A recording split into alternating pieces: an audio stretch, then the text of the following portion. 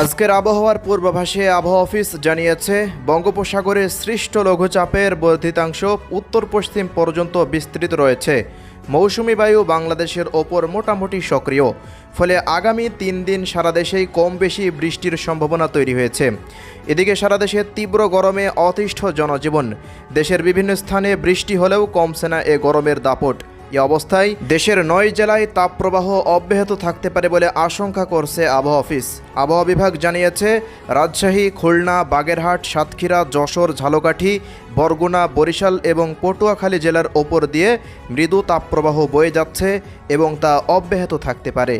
তবে রংপুর ও ময়মনসিংহ বিভাগের তাপমাত্রা সামান্য কমতে পারে এবং অন্যান্য জেলায় প্রায় অপরিবর্তিত থাকতে পারে তাপমাত্রা।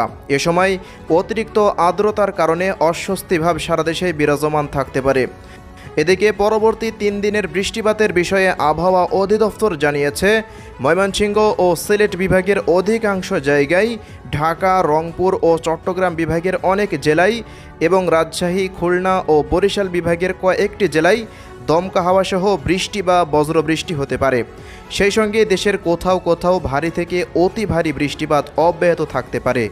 তো প্রিয় দর্শক, এই ছিল আজকের আবহাওয়ার সবশেষ আপডেট। প্রতিনিয়ত সঠিক আবহাওয়ার তথ্য পেতে আমাদের ইউটিউব চ্যানেলটিকে সাবস্ক্রাইব করে রাখবেন। ধন্যবাদ।